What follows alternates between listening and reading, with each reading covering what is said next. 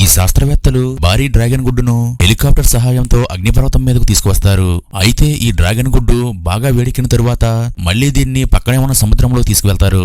ఇంతలో ఆ డ్రాగన్ గుడ్డు ఒక్కసారిగా పగిలి అందులో నుండి డ్రాగన్ బయటికి వచ్చి ఈ హెలికాప్టర్ ని తన తల్లిగా భావించి ఆ డ్రాగన్ ఒక్కసారిగా హెలికాప్టర్ మీదకు దూకుతుంది. దీంతో ఆ హెలికాప్టర్ సముద్రంలో మునిగిపోతుంది. అప్పుడు అందులో ఉన్న శాస్త్రవేత్తలు నీళ్లలో ఈదుకుంటూ బయటికి వచ్చేస్తారు. అయితే చివరిగా వస్తున్న హెలికాప్టర్ డ్రైవర్ ను ఆ డ్రాగన్ పట్టుకుని మింగేస్తుంది. ఇది చూసి వీరంతా భయంతో పక్కనే ఉన్న గుహలోకి పరిగెడతారు. అయితే ఆ డ్రాగన్ కూడా వీళ్ళని ఫాలో అవుతూ గుహలోకి వచ్చేస్తుంది. అలాగే ఇది వీళ్ళని చంపడానికి తన నోటితో మంటలను ఊదుతూ ఉంటుంది.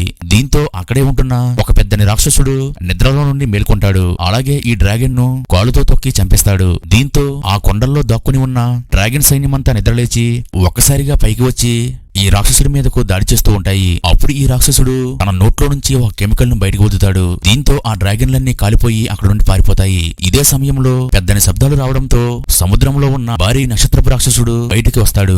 అలాగే తన తోకని ఎత్తి బోటుపై ఉన్న వీళ్లపై దాడి చేయబోతాడు. అప్పుడు వీళ్ళు వెంటనే సహాయం కోసం సైనికుల్ని పిలుస్తారు.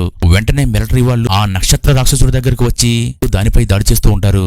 కానీ దీనికి కొంచెం కూడా గాయం అవ్వకపోగా మంటల్లో కాలడం వల్ల దీనికి మరింత శక్తి వస్తుంది. తర్వాత ఏమైందో తెలియాలంటే వీడియో లైక్ చేసి ఛానల్ సబ్స్క్రైబ్ చేసుకోండి.